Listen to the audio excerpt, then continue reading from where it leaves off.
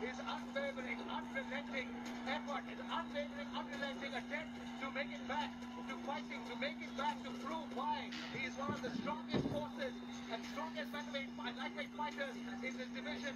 The Afghan Lion, after a 1.5-year hiatus, has made it back to MFN 13. Yes, ladies and gentlemen, the Afghan Lion is back. And Arjun, one word if I have to say about Abdulazim Badakhshi is that he's anti-fragile. He's been through a lot in the last 1.5 years. And tonight, he's here, as you can hear the crowd cheering. The Afghan Lion is back at Matrix Fight Night. With the flag on his back and the country tattooed on his chest, this veteran killer is coming back to the cage to show the people who he really is. You know, the thing is that it's such an emotional moment for Abdul Badakhshi because the world is in turmoil in so many ways. He's carrying his nation on his shoulders. There's been a lot of problems right now in Afghanistan. There was an earthquake recently which caused a lot of issues. But right now we are here to talk about his fighting. He is one of the most well-rounded fighters I have yet to see to come out of this subcontinent. He's well-rounded. He knows his knees. I call him, I was at the fight when he took on Sasha Sharma. And the way he came out in the third round, that's one of my best fights, with the brutal knee and knocked his opponent out senseless, proves why he's such a force to deal with. I still remember that fight. Sasha Sharma was dominating, and in the third round when he went for a takedown, Abdul Azim Badakhshi landed a flying knee on his face. God, dear God, he was sitting, it happened right in front of me. دوستان عزیز، مسابقه عبدالعظیم بدخشی تا لحظات دیگه باید آغاز شود. عبدالعظیم بدخشی ورزشکار شایسته مبارزات آزاد افغانستان قرار است که در برابر هیجن پارک قهرمان سازمان رود اف سی از کوریا باید رقابت داشته باشد. در برابر هیجن پارک باید رقابت داشته باشه. هیجن پارک ورزشکار ضعیف نیست، ورزشکار قوی و قدرتمند است و ببینیم که در برابر هیجن پارک عبدالعظیم بدخشی چگونه مبارزه خواهد کرد.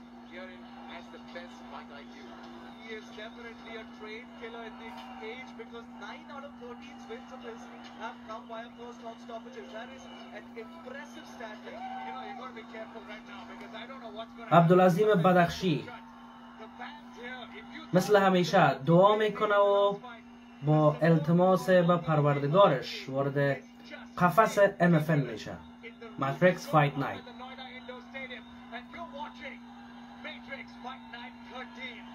بله، دور 13 ماتریکس فایت نایت است. 28 سال سن داره عبدالعظیم بدخشی و حریفش 31 ساله، 176 سانتی قد هیجن پارک است، 178 سانتی قد عبدالعظیم بدخشی است و 66.1 کیلوگرم وزن بدخشی است و 66.3 کیلوگرم وزن هیجن پارک است.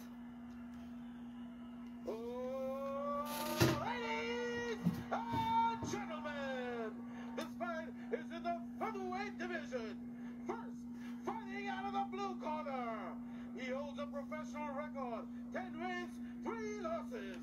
He weighed in at 66.3 kilograms, representing South Korea.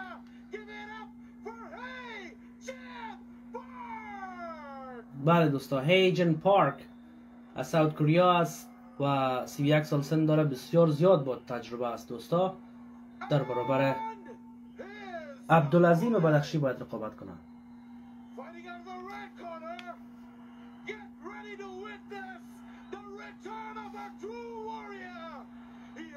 Professional record, 13 wins, 3 losses. He weighed in at 66.1 kilograms with knees of steel and fists of glory, hailing from the heart of Afghanistan. Ladies and gentlemen, the one, the only, the Afghan Lion, Abdul Azim Badakhshi. بله، عبدالعظیم بدخشی دوستا آماده است تا در برابر حریف کوریاییش رقابت داشته باشه. هرب دین، داور UFC، بهترین داور UFC، قضاوت مسابقه هر دو ورزشکار را در البته بر عهده دارد.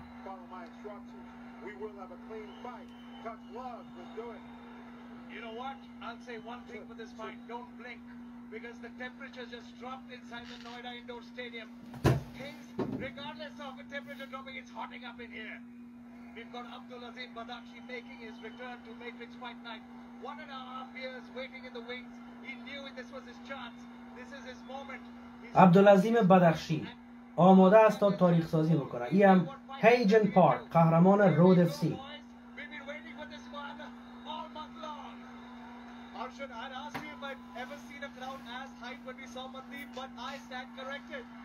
نیکیک از طرف بدخشی زده. نیکیک بسیار خوب والا مشت میزنه، الگوی خطرناک و ضربات تمام کننده و تمام.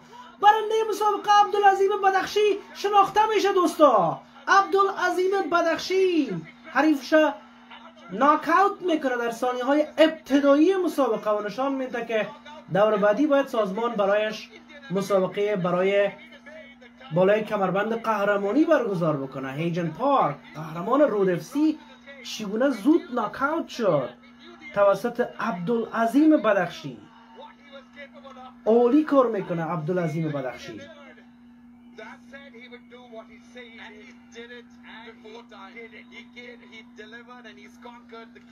عبدالعظیم بدخشی چی کار میکنه؟ نیکیک های کشنده را به شکم هیجن پارک زد و در نهایت برنده شد. Abdulazim Badakhshi, the Afghan lion, puts his opponent to sleep in the very first round. This is an emotional moment. You can see that hugging the family. There was a lot of hype behind him. When there's a lot of hype behind the return of a fighter, there's that. بعد از 1.5 سال آمد و طوفان کرد عبدالعظیم بدخشی. واقعا عالی بود عبدالعظیم بدخشی.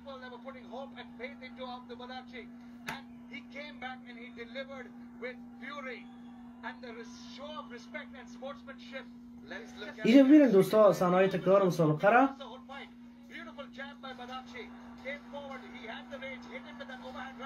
این نیکیک بعدش این نیکیک اینجونا واقعا خیلی خطرناک بود. این هم آرنج های واقعا خطرناک و کشنده همون زانو و وضعیت هیجن پارک را خراب ساخت دوستا.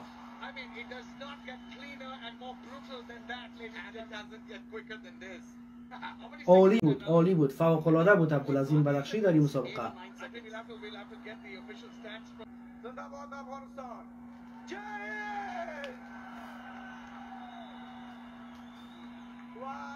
دوستان عزیز، من قسمی که وعده کرده بودم برای شما، من این مسابقه خودم بردش تقدیم میکنم به زلزله‌گان مردم ایران، به شهدای مردم زلزله‌گان مردم ایران، کسای جانای خود از دست داده و بر فامیل عزیزشان. واقعا انشاءالله توانسته باشم بر زبان شما دوستان عزیزم خوشیار آورده باشم. یک چیز همیشه در یاد داشته باشیم، دروازه‌ای که الله جل جلاله باز بکند هیچ بنده بسته کردن نمیتونه.